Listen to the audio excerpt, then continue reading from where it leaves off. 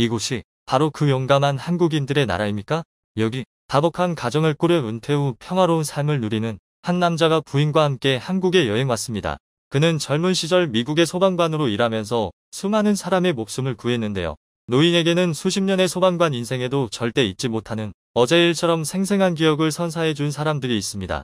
경찰도 포기하고 도망간 최악의 상황. 평범한 시민이었지만 소방관인 자신보다 더 용감하고 대담하게 사람들의 목숨을 구해줬던 영웅들. 그 영웅들의 나라를 보고 싶었기 때문에 노인은 굳이 한국에 오겠다고 자처한 것이죠. 이 노인이 마음속 깊숙한 곳에 간직한 사연, 같이 들어보시죠.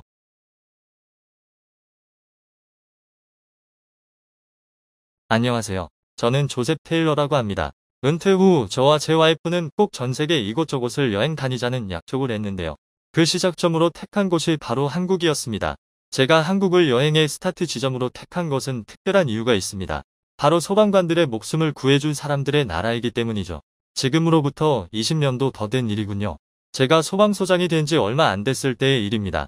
40대 초반의 젊은 나이로 남들보다 빠른 승진으로 소방서장이 된 것에 기뻐한 것도 잠시. 그때 저희 소방서는 LA에서 일어난 대형 화재 때문에 눈코 뜰 새 없이 바빴습니다. 그 화재는 과격 시위자들의 짓으로 그 일대에 화재가 일어난 건물이 한두 군데가 아니었고 특히 공공기관의 피해가 컸었습니다. 저희는 그 과격 시위자들 때문에 소방서까지 지켜야 했습니다. 그 시위자들이 저희 소방관까지 위협했기 때문입니다. 저희는 경찰관이 아니라 그들을 잡지 않았는데도 불을 끌어가는 것조차 방해하면서 저희를 괴롭혔습니다. 그들은 시위자들이라고 하지만 사실상 누구 하나 걸리는 대로 때려 부수고 싶어 안달난 사람들이었습니다. 저와 함께 일하던 소방관 중 한 명은 소방차를 몰고 화재를 진압하러 가다 시위대가 쏜총에 맞아서 큰 사고까지 생겼었죠. 하지만 이런 큰 일이 생기는데도 LA 경찰국은 오히려 방관하고 있었습니다. 각 지구의 경찰서들이 대규모 시위대를 감당하기 힘들어 인원을 더 보내달라고 애원했음에도 말이죠. LAPD가 백인들이 많은 동네만 지키기에 급급했기 때문에 이민자들이 많이 사는 동네는 경찰이 부족했습니다. 저도 백인이고 미국인이지만 수많은 이민자와 외국계 시민권자가 사는 나라에서 백인만 챙기려는 LA 경찰의 신보에 화가 나더군요.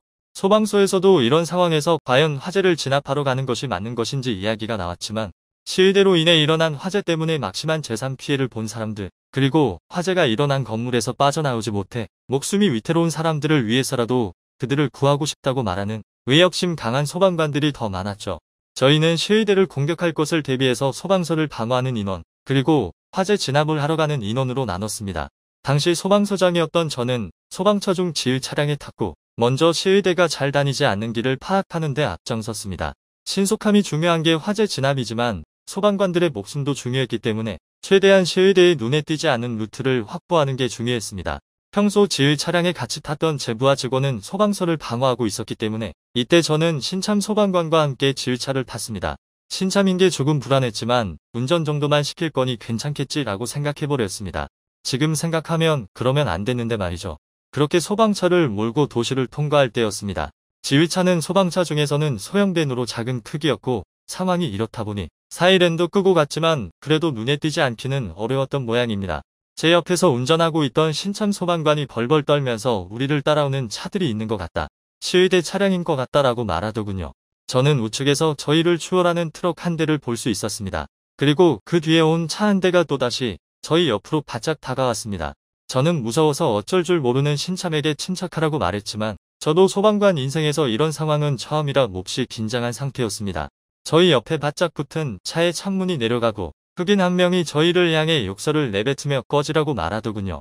저는 신참에게 못 본 척하라고 앞만 보고 운전하라고 이야기했습니다. 저는 그 흑인이 욕을 하는 건 상관없었습니다. 무시하면 그만이니까요. 다만 이미 저희 소방관 중 한 명이 다쳤기 때문에 혹시라도 총을 들고 있을까봐 몹시 신경 쓰였습니다.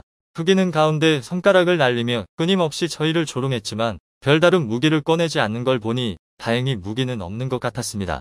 그러나 그때 아까 저희를 추월했던 트럭이 저희 앞을 갑자기 막아섰고 놀란 신참 소방관이 앞에 있던 차를 피하기 위해 핸들을 이리저리 꺾기 시작했습니다. 옆에서 저는 제발 침착해 라고 외쳤지만 신참 소방관은 평정심을 찾지 못했습니다. 결국 차량은 전복되고 말았고 저는 기절했습니다. 시간이 흐른 후 눈을 뜬 저는 다행히 에어백 때문에 부상을 입지 않았지만 불행하게도 운전석은 에어백이 터지지 않았던 모양입니다. 그 당시는 90년대 초반이다 보니 지금보다 에어백 기술이 더 떨어질 때였죠. 신참 소방관은 부상을 당해 아직도 정신을 못 차리고 있었습니다. 저는 누군가에게 도움을 요청해야 했지만 소방차 무전기도 먹통이었습니다. 밖으로 나가 연락할 방법을 찾았지만 주변에는 흔한 공중전화 하나 없었고 시위대 때문에 가게들도 셔터를 다 내리고 있어 텅 빈 거리에서 저는 누구에게도 도움을 청할 수 없었습니다. 저는 아무것도 할 수 없는 상황에 무력감을 느끼고 있었습니다. 소방서장이 돼서 신참 소방관 하나 지킬 수 없는 제가 원망스러웠습니다. 그렇게 절망에 빠진 순간 구세주처럼 나타난 한 무리의 동양인들이 저에게 무슨 일 있으신가요? 라고 질문해 왔습니다. 그 사람은 불안하게 두리번거리는 저를 보고 걱정스러운 표정으로 지켜보고 있었죠. 하지만 저는 섣불리 다가갈 수 없었습니다. 동양인 일행이 무기를 가지고 있었기 때문이죠. 제가 경계 어린 표정으로 무기를 든 손을 쳐다보자 그 남자는 억울하다는 듯이 해명했습니다. 당신을 해치려는 게 아닙니다. 저는 한인타운을 지키려고 무기를 든 것뿐이에요. 그 사람들은 한인타운에서 가게를 운영하는 한국인들로 경찰들이 자신들을 지켜주지 않자 가게 점주들이 합심하여 시민들을 지키기 위해 자경단 활동을 하고 있다고 말했습니다. 자경단 활동을 하며 순찰 중 저를 발견했고 도와주려는 의도만 있을 뿐 절대 나쁜 의도는 없다고 강조했죠. 자기 신분증도 보여줄 수 있다고 주머니에서 주섬주섬 꺼내는 모습을 보고 저는 알아들었다고 당신들을 믿겠다고 말했습니다. 그리고 신참 소방관이 다쳤으니 제발 도와달라고 사정했죠. 저는 차가 있는 곳으로 그들을 안내했고 부상당한 신참 소방관을 함께 꺼냈습니다. 그리고 신참을 병원으로 데려가기 위해 다른 차로 옮기려고 하고 있었습니다. 하지만 이때 무장한 시위대가 나타났습니다. 한인 자경대는 저를 재촉하면서 빨리 가라고 말했죠. 빨리 가세요. 여기는 저희가 맡겠습니다. 서둘러 차를 타고 병원으로 이송하러 가는데 뒤에서 총소리가 들렸습니다. 저는 제발 한인 자경단이 무사하기만 해 별일이 없기만을 기도했습니다. 병원에는 시위대로부터 공격받은 사람들이 한둘이 아니었습니다. 다른 지구의 소방관들도 부상당해 치료받고 있었고 그 중에는 저와 예전에 같이 일했던 소방관도 있었습니다. 제 예전 동료도 한국인이 자기를 구해줬다는 이야기를 했습니다.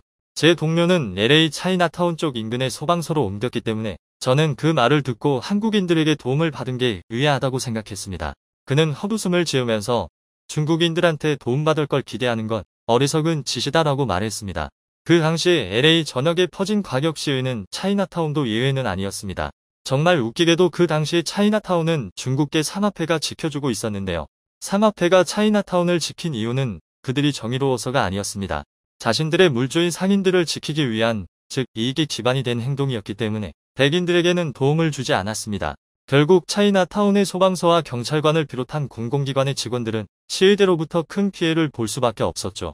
제 예전 동료도 부상당해 정신을 잃어가고 있을 때 힘없는 목소리로 제발 도와달라고 했지만 중국인들은 무심한 얼굴로 지나쳤다고 했습니다.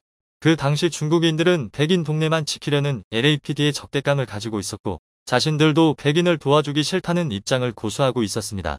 자포자기하는 마음으로 이렇게 내 인생이 끝나는구나 싶었는데 다시 눈을 떠보니 병원이었다고 하더군요. 그 당시 차이나타운에서 알바를 하고 있던 한국인이 제 예전 동료를 발견하고 자기를 살려준 것이었죠. LAPD는 백인 동네만 지키기에 급급했는데 한국인들은 누구든지 가리지 않고 위험에 처한 사람을 구해주는 모습을 보며 같은 미국인으로서 몹시 부끄럽고 반성하게 되었습니다. 그 뒤 시간이 흘러 시위의 규모는 점점 커졌고 히스패닉 갱단까지 합세하자 경찰들만으로는 감당하기 힘든 지경에 이르렀습니다. 결국 병력까지 투입한 후에야 LA 전역의 시위대를 소탕할 수 있었죠. 저는 사태가 잠잠해진 뒤 코리아타운에 찾아가 저를 도와준 한국인을 찾았습니다. 수소문 끝에 저는 그때 저를 도와줬던 한국인들을 만날 수 있었고 다행히도 그들은 무사했습니다. 저는 하나님께 한국인들을 지켜줘서 감사드린다고 기도드렸죠. 그 뒤로 30년이 넘는 세월이 흘러 은퇴한 소방관이 된 저는 아내와 함께 한국의 땅을 밟게 되었습니다. 한국 공항에 발을 디딘 순간 여기가 그 용감한 한국인들의 땅이구나라고 혼자 중얼거렸습니다. 앞으로 한국 여행에서 어떤 일을 겪을지 알 수 없지만 한국인들이 저희에게 따뜻하게 대해주리라는 것을 믿어 의심치 않습니다. 한국인을 영웅으로 기억하고 있는 소방관 조셉 테일러 씨의 이야기 잘 들으셨나요? 오늘 들려드린 조셉 테일러의 이야기는 지금으로부터 30여 년 전 92년도에 있었던 LA 폭동 당시 있었던 일을 재구성한 것입니다. 그 당시 소방관들은 시위대 때문에 공무 집행에 방해를 받았고 조셉 테일러 씨가 있던 소방서는 스콧 밀러라는 소방관이 시위대로부터 총을 맞아 사경을 헤매는 상황이었고 그 외에도 여러 소방관이 부상을 당했죠. 위기 상황에 처한 소방관들, 경찰관들을 도와준 건 아이러니하게도 한인타운의 점주들이었다고 합니다.